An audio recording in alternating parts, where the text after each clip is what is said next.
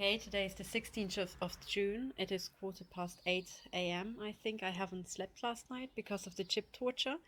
I just would like to say I'm sitting here trying to tank up some sunlight to get myself back into sync with, the generally the cycle of day and night. And as I'm sitting here, could sit here for about 2 minutes, and then I started to be physically assaulted with directed energy weapons. So this is now coming from the front. I would like to outline what the features here. So number one, you have basically up there on the top floor the satanic goat. Here you have the floor where the lights are permanently on 24/7. Any directed energy weapon hidden behind that window can also assault me. This flat has consistently, over a year, had the lights on at any time, 3 a.m., 4 a.m., whenever. I would assume that this is the hive-minding team or something, the assault team, with a view to direct with the direct view to use the directed energy weapons. Then here down there, the blinds are always down and have been for over a year. So as I'm standing here, my head is being battered. So that can be done from this window. And I would like to note down in terms of the gang stalking and street theatre involvement of the neighbors, you can see the pink door. And once I was standing in the kitchen, I stood, I turned around with a cup of tea, and that moment, a man came out of this property here, which I assume he lives up there, kind of half covertly perhaps, and he kind of ran across the street as obviously as he could. So at that time there was a lot of building work here, so it could be that things have been implanted into the walls or whatever. That is also being done. Um, so then you can see this collection of work vans here. And as I'm standing here, I'm being assaulted flat out to the front side. It's a sensation I didn't really have in the bunker. So this house seems to be involved. The neighbors who live downstairs, they were the people who said that it's they are the Bermuda Triangle, and the Bermuda Triangle is between this house up there to Miss Nietzsche, who's got the satanic goat that was appearing and disappearing, correlated with me having an assassination attempt on me, then collecting all the names of the neighborhood, and then starting the neighborhood campaign, at which point this goat reappeared. So that's one corner of the Bermuda Triangle. Then over there is the Nietzsche, as you can see, the Nietzsche van. So that's the brother of this woman with the satanic goat. And then on the other side, where my back is, towards the other side, towards west, at the end of the street, there's a lawyer, a female lawyer. And apparently so I'm right at the heart of this Bermuda Triangle. The tip of the triangle is behind me, and the bottom axis is down here. So I'm at the heart of the Bermuda Triangle. Now, the other thing that should be noted is that the family down there have a daughter who has got difficulties walking. It looks like her hips have been severely damaged here. The son of the family downstairs, of Mr. and Mrs. Spizzi, the two neighbors who have been shouting at me in that street theater, calling the Melanie, the disturbed sow in Belgium, and hurling vile abuse at me just because their heater was knocking, their central heating system, which is detached from mine. They live downstairs, and their son had an accident which crippled his legs partially, so he's got difficulty walking. So young woman, difficulty walking; young man, difficulty walking. The person who should have had my flat had an accident in which he was crippled so that he couldn't come up to the first floor, and that's why I got the flat. So it seems like in this house, the person who should have gotten the flat was crippled.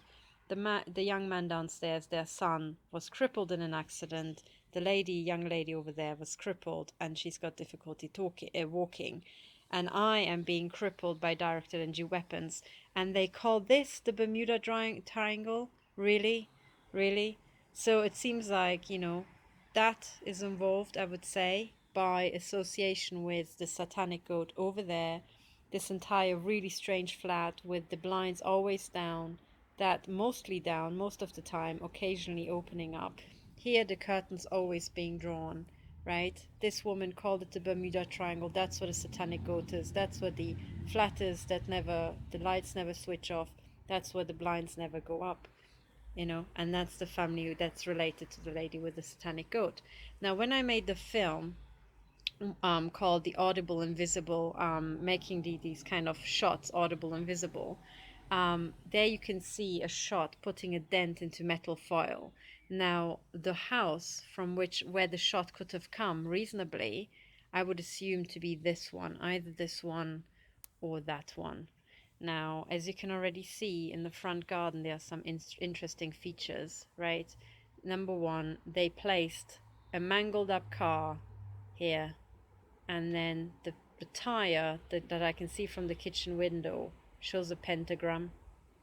So this, whoever puts a garden feature, mangled car in the garden, but this was a big, little ritual where a group of people, all dressed in bright red, came here, and the lorry dropped off this thing and dropped off a heap of stones, which have now been accumulated there. And in this grill has a striking, eerily similarity with top of the pyramid sort of makeup, and then fire at the bottom, with that thing going into the triangle. So here, and then they've got a toy digger also in there, but they don't have children. So digging and drilling, those were the code names of the NDB, codenamed staff. So Isabel Graber, meaning Isabel Digger, and Caroline Caroline Boren. So it's Caroline drilling, and these people have a digger. So here it's just astounding, right? I mean, you've got cartel signaling here. The previous neighbors who were here were directly involved in cartel signaling, whereby I was coming home from that direction. They were waiting for me about here with another woman who was watching the street, and then they crossed the road back to their old gate, like a year, I think half a year or a year after they moved out, to look at the old house as if they, had never seen the house before. And they didn't go in, but they just waited until I came to my gate. They came over here, and they involved me in a conversation where the man dropped hints. And he asked me where my the number plate of my car was from. At that time, my car had been on Swiss number plates already for a year. So he was harking back to the downstairs neighbor, Mr. Spizzi, who was asking about my number plate. So, and then at the end, you've got somebody who's got his Volvo parked there, never moves it, and, a fairly god almighty mess up on the front. And then you've got ZH 503 284 just passing by, bright white car. And I've got these ever-changing cars zooming up and down the street. Like literally, you have new cars every single day, and they just come and go and come and go. So this is the neighborhood, and if I had to analyze it for a case, I'm just seeing if the car turns in or if it just zooms through. It looks like it's just zooming through. Yeah, so that car's just zooming through. But if I had to analyze the situation here, I would say that these neighbors are getting an awful lot of money, an awful lot of money. And what they're doing is they're putting up directed energy weapons to assault me for military weapons testing, for pharmaceutical testing, because these weapons also damage use the nanotechnology in my body to damage me, and then also sex trafficking, because the entire neighborhood is wired up, right? You've got integrated weapon systems, and they are aiming at my genitals and stuff like that, and they are introducing remote controlled rape. So what you have here is basically a neighborhood that has been modified. It looks beautiful, doesn't it? But actually it's set up as a community warfare operation, whereby you have these people being corrupted, being paid an awful lot of money, and then they are earning more and more and more depending on what they do to you. So you need to have the weapons fairly close by to be hit with them effectively, and then you just set it up. So again, you just see cars zooming through. I'm not sure if that one is local, probably also not. But you have non-stop, this kind of like pass-bys, And what I guess Ramola has figured out is that this is an integrated weapon system whereby the cars zooming by will also aid the tracking, okay, aid the shooting at you and aid the tracking. And parked cars are also instrumental in setting up the assault grid. So it's meant to be totally integrated. And this continuous changing and the continuous passing by of young people is actually their training. They are being trained to set up the sort of covert, covert military, which is then being used for the genocide. So here for the Swiss genocide. So these people who are earning a lot of money, one of the things that they do not realize is that they themselves have been recruited into these war games, and because it's a churn, they too will be killed off. So they are now hosting the weapons. They are, co-conspirators, and you want to get rid of the co-conspirators to bring in the young people to then take over these flats. So I think what's going to happen is that the neighbors downstairs and all these older neighbors, they are bit by bit going to be killed off over the next 3 or 4 years. That's what I would expect. So this has already had a start because the when we moved in on the other side, there's a house on the other side. There, the husband of the lady died, and I still have to figure out the exact date, but he died roughly around that time, and I think it was his death that put her into financial straits, dire straits, that they used to actually mount the weapons at her house. So, this is how they bit by bit take this over. And I guess here at the moment, these neighbors, they are still kind of rejoicing at the fact that they're all in it together. So, you have this house, I would assume that they are involved. Certainly the previous people were involved. That's the only house that I suspect that annex really, or maybe this little hut. From these two places, one could have shot at me in that living room to dent the metal foil.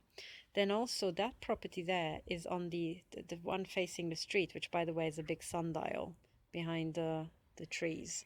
The sundial, that's also a covert symbol for the sun worship. The Jesuit has the sun in the logo, so that's cartel signaling for this crime cartel, or could be, or can be. But that is the flat which has a direct line of sight through the dining room, the living room, and the study door right at my desk. And the first thing I noticed is that my forehead on the left-hand side was being cooked. And when I looked up, there was a direct line of sight to these flats. So this flat here, I also kind of have to suspect. It's very hard to find the exact directionality, but for this reason, this entire neighborhood here around me all the way is under direct suspicion. If we want to explain the measurements I made inside the house, these are the prime suspects. So these people need to get the court orders until these intelligence agencies tell us which of these neighbors they actually paid and who took what task. Now, the other thing I want to point out is that house there, here, the one you can see here, is the one that also has the lights on at 3 or 4 a.m., especially the first floor, the one at the one.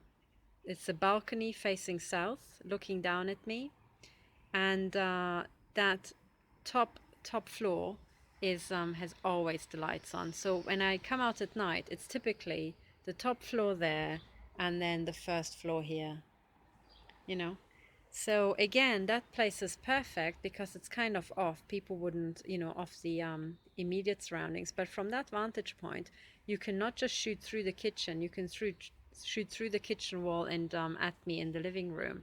Now the question is, if we assume that the weapon is placed there, how can you get that to work? Because you would have to shoot through a wall. How do you know that you're hitting? The way you know that you're hitting is if sensors have been placed around me where you can calibrate your shots.